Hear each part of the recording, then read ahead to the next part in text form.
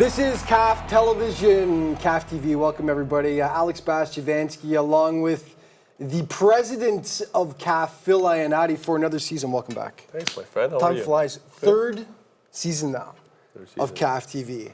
And time does fly, doesn't it? Does it ever? It does. And a lot of exciting stuff going on this year. This is CAF TV's Canadian Academy of Football. And Phil, as president, actually is the best guy to talk about what exactly CAF is. So just give people a little brief rundown on CAF.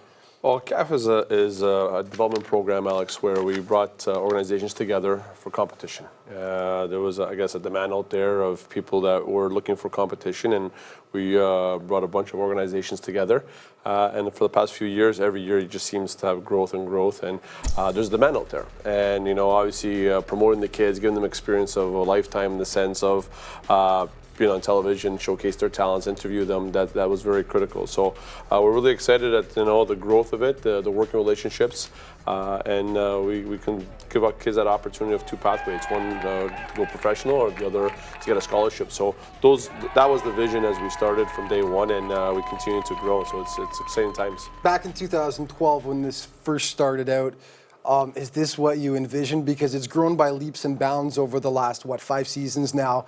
And of course, one of the reasons we're explaining CAF is because it's been, from a television point of view, regional over the last few years. And you're very excited this year because now we're with ethnic channels, and this is going across Canada. Just talk about that, the new partnership, and how excited you are, obviously. Alex, it's huge. At the end of the day, we were provincial all over Ontario, but now to have the opportunity for people right across the country to see some of our youth players playing, and right from the bottom to the top, we have a full structure now from 8 years old all the way to open men's. Yep. The vision was to have these kids play eventually in the stadium, in our super groups, and have that carrot that they can just try and grab, and motivate them, promote them. It's been very exciting for us, and we look forward to just continue to build those relationships, and having the Ethnic Channel Group on board with us this year it's extremely exciting times for our members and our players to see what we can do right across the country, and see maybe potentially can we go from Ontario to other provinces, and because we have actually people that are in Alberta that are looking to work together with us, that we're going to hopefully sign a partnership with them. You talked about the super groups, and this is one of the things that differentiates CAF from some other leagues out there, and the stadiums are a big part of it. So what makes the super group so special? Talk about that. Well, the experience goes back from when I was younger, and I was able to play, in the Dallas Cup, and some great players like Dwayne DeRizier, and our relationship became very strong from there. That is like, this super group is amazing. Games in the stadium, national anthem, we got to carry this on.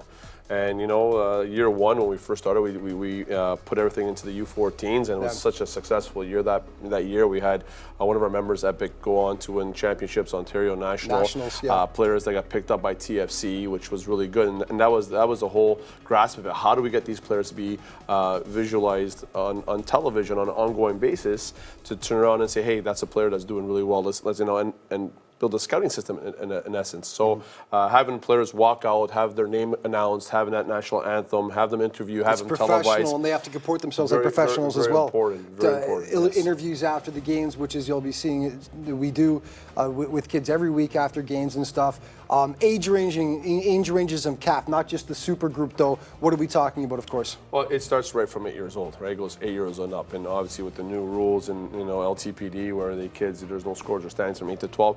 It's actually a really good environment. This past weekend was unbelievable. It was our opening weekend, and we had close to 1,500, 2,000 people at one of our facilities at Colowatz Park, and just amazing. Even with all the rain and everything that happened the day before, spirits were high. It was still great. We found a way to get everything going. It was just an unbelievable environment where we had our flags up. We had food going on. So it was everyone interacting, and that was key for the 8 to 12s. Once you get to the older ages, it's a full field. We want to have that stadium environment. So we actually have 2 tiers where it's a super group and an elite. But it's, like I said, it's continued to grow, and it's just, it's exciting times to see those players have that pathway. We're going to take a break in a few seconds, but we're going to talk about some of the players who've gone on to success and some big names that are now associated with CAF. Really quickly, one of the names from 2 years ago, because we can see we've got about 40 seconds left here, Marcelo Flores, whose father, of course, is Ruben Flores, a former Mexican professional over in England right now, excelling. He's with Ipswich Town Academy. He's with Ipswich, and what a great family. It's a soccer family, from the father, who was a former professional player. He was a provincial coach for Ontario. He ran the Girls Soccer Club, did an amazing job for that club, turned them around into a really strong club. And then Marcelo having the opportunity to play in our program, be visualized and be seen by people, go over to Europe now, and is with Ipswich. We could talk further about it. I'll go into more detail after. Phil and I, you'll realize, could talk for hours and hours. We've been doing it for years. But CAF TV will be back in just a second as we take a quick break. Stick around.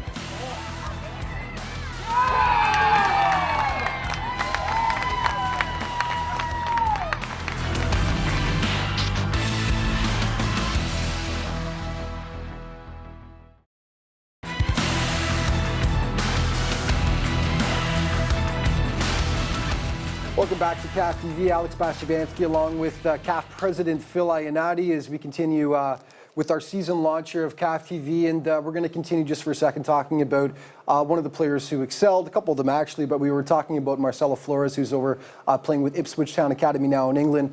You were saying? Yeah, so he's with Ipswich and, doing very well over there. And now there's other big clubs looking at him. You got Liverpool and Chelsea really, seeing what he's doing there. But the relationship with Ipswich is very strong. And Ruben now is actually helping there, working with as one of the coaching staff. So it's really good and exciting to see that a player that came from our program was able to have the opportunity to go over to England, move the whole family. I give the credit to the whole they family. Went in the whole hog, so to speak, and not to mention his two daughters, and Silvana is doing fantastic, and being called up to the the national teams, and I know that England's now actually looking at her right now. So it's great to see that we have the talent here. The question is, how do we pull that talent, Alex, and bring them to the next level and showcase that talent? And if you saw Marcelo play, and we've been showing footage of him 3 years ago, he was 2 years ago, pardon me, he was I think playing up the age groups, and you could see it because he was about yay high.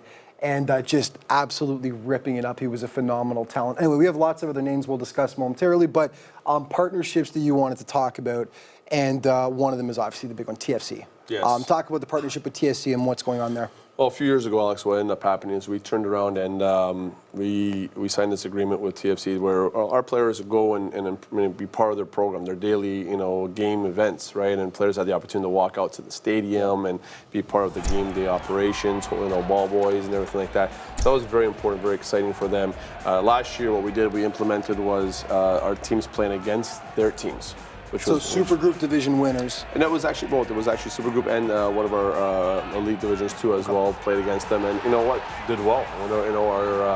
Our U4 teams lost to them 3-1. Another one lost 4-0, and actually one of our teams, I think it was our U15-16.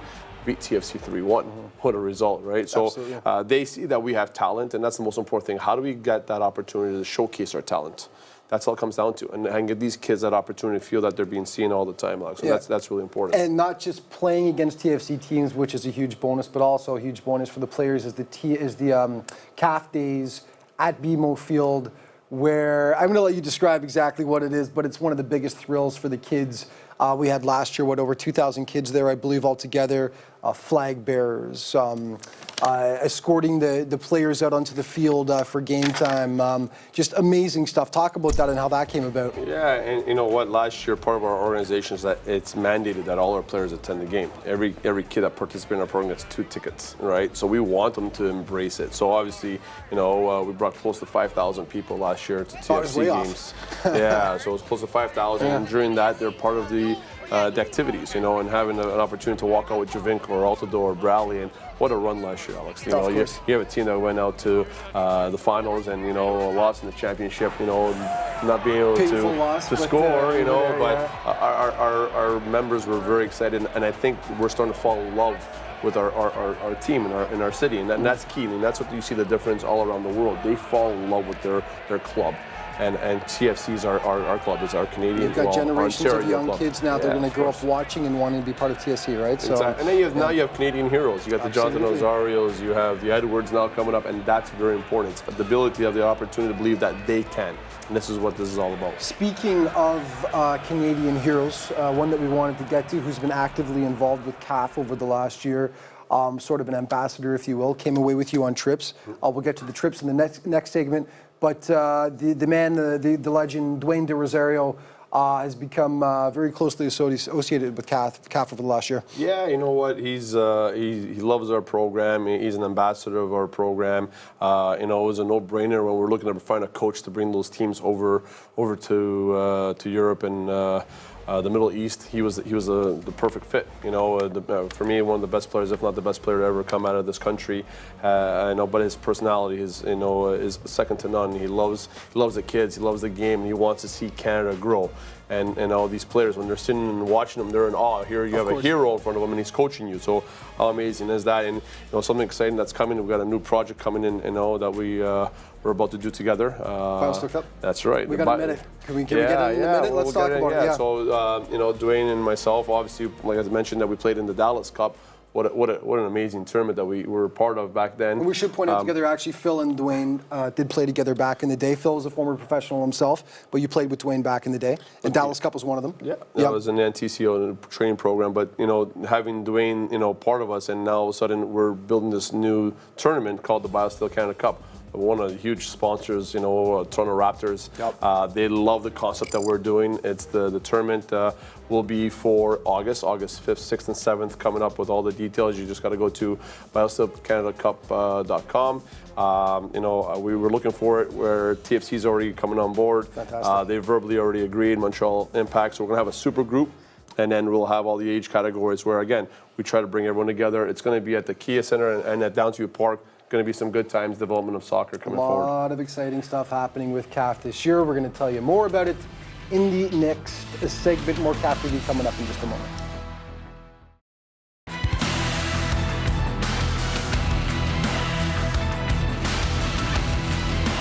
Welcome back to CAF TV. Alex Bastiansky here with CAF President Phil Ionati, continuing on with the launch of CAF Television for this season. There's no off-season for CAF anymore. Indoors become a big part of Canadian Academy of Football now. I know you briefly wanted to touch on that, how great the indoor season was over the winter. Yeah, it was great. We had 4 different facilities, which was great because now some people are looking for year-round. We actually give them a few weeks off. They have April 1 month off, Alex, and then they have another month off at October. They start in November, so now it's become a full-year program, which we work with our members.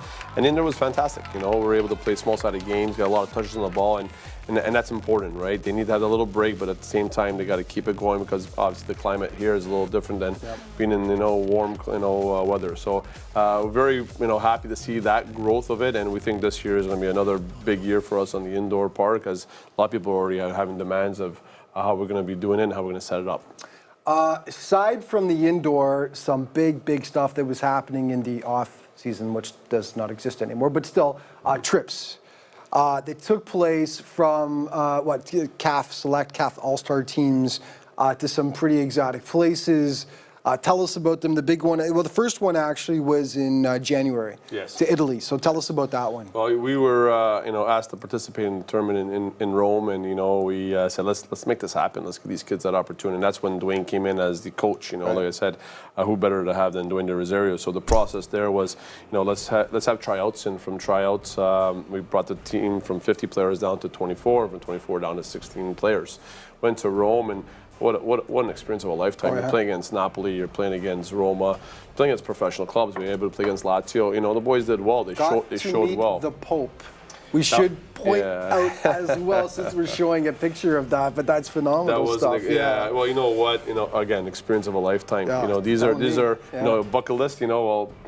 Meet the Pope with something special. But for the boys, it was not just about the soccer part. It was the cultural part of it as well, which was fantastic, right? To understand the history of what occurred, and the boys, the bonding, the relationships. Because it was a select team. We brought the best players that we could from within our organization, and for them to have one of our players actually be blessed by the Pope was an experience of a lifetime. A lot of goes out to the people that support it.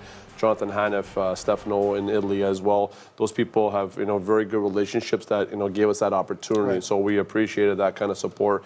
And Ram Mustafa, who's our director of operations, did a great job. And I can't even talk more about Scott Mosey. Been with our programs for so long. One of the young son heroes behind the scenes there. We need these Scott, great people. Without, it's always nice you talk about these trips and all these opportunities. It's the people that put a lot of time and behind the scenes to make things, the way they are. Well, Italy was just the tip of the iceberg, if you can believe it, actually, because the next trip was to Dubai. So just a touch further there, and that was in April. Actually, you guys went to Dubai. How did and Dwayne was there for that one too, wasn't he? Yeah, Dwayne coached the under-13s. We got a player that I used to coach, has moved over there, and he's working with Michel Salgado, former Real Madrid player, Alex, and Spanish national team player. They got the invite, and what an experience. You're talking about Real Madrid, you're talking about AC Milan, you're talking about Celta de Vigo. Top clubs around the world, best players around the world. I'm sure you were going to be seeing them playing professional. These kids had the opportunity to step on the field. Was this an eye-opening experience, to say the least, for the Canadian kids going up against this competition and seeing this? It was 100%. You know what? And it was for all of us. And that's what these events are about. These tournaments are about. Is really to go out and see where we gauge to them, and obviously putting a select team together, playing against a professional team that has a philosophy of a club, of a professional club, of how to play a proper system, how to train properly. They train all the time.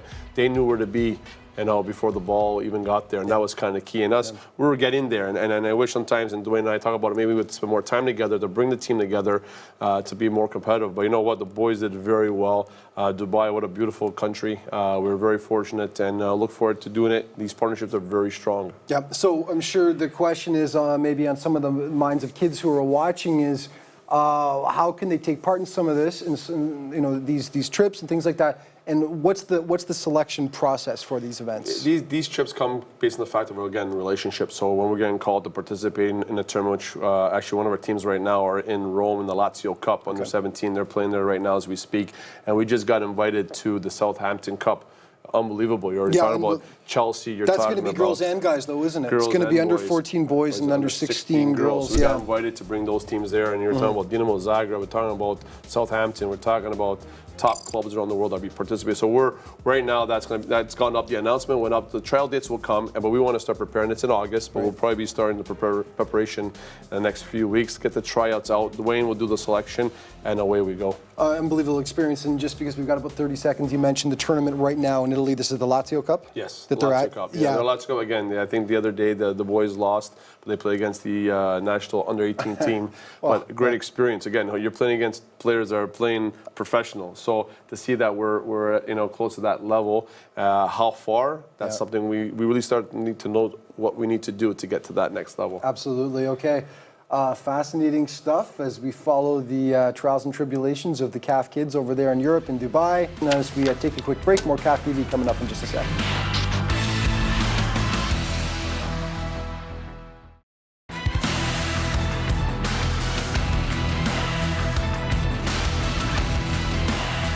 Welcome back to CAF Television. Alex Vasyvansky with CAF President Phil Ionati for our season launch of CAF TV. And we're just going to touch briefly on last year and some of the things that went down. CAF grew by leaps and bounds last year. A lot of exciting stuff happened. Overall, I would say you're pretty satisfied about the way things went down last year? Yeah, like I said, when you keep growing and in a positive way, Alex, it's great, and we went from a super group of 2 teams to 3 teams, or 3 divisions, my apologies, right. And every year there's more and more demand of the super group. Why? Because of that environment of stadiums and television. So the demand is there. We just got to know how to facilitate, because it's a lot of work. I wish we had more, facilities to facilitate those environments, but we're getting there, and again, our staff really does a fantastic job in making that come together. And last year was the launch of the first ever men's, it was the Leica Super Group, the open group, for men's teams as well. And we saw, one particularly famous team, Toronto, Croatia, which is an absolutely legendary club in Canada, the oldest professional soccer club in North America, actually come over and join the men's super group. And we'll get to the BMO thing in a second with Toronto Metro's Croatia, but that was great to have Toronto Croatia on board and again this year too. 100%. When you have a club of that kind of history, that kind of success, it's great to have them as the leaders, right? Our goal here was to build a proper pyramid of play, have the whole system from top to bottom, and now hopefully our members that have teams in the bottom can strive to the top, right? So if you have a kid who's 16, 17 years old, 18 years old that can play in the men's team, why not? Absolutely. Right? Yeah. And that's very important. When you're seeing the AC Milan goalie at 17 years old playing at AC Milan and starting for AC Milan, that already puts you leaps and bounds, like you mentioned earlier, ahead of everybody. Why? Because you have a kid that's going to grow. Buffon, one of the best goalies ever to play the game, started when he was young. So our goal here is to give the experience to these young players to see if we can give that a chance. Toronto Croatia does a really good job at that now. Right? In the past, the focus was, they never had the youth system the way they have it now, what they're trying to build. So if we can get our organizations to have that full pathway, it's amazing,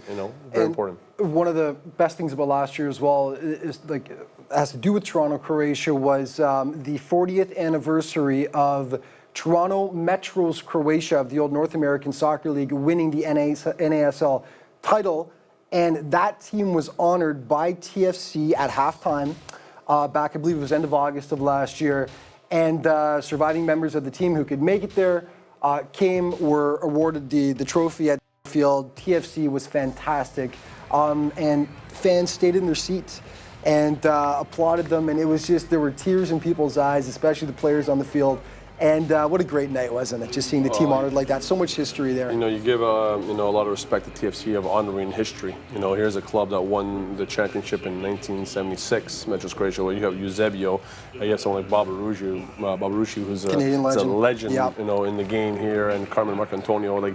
There's a lot of history there that we really have to respect, and it's, kudos to TFC for doing so. What a great night where they respected all those players, and you know what? Again, building heroes. How we continue to build heroes, Alex, it's really important, and those heroes are important for our young players, even in CAF. Yep, absolutely. And okay, away from the adults for a second, there were some great stories last year. One of the most dominant teams, if not the most dominant team in any of the super groups last year, was under 16 Mississauga United, who ended up capturing the title. I believe they went undefeated the entire year as well.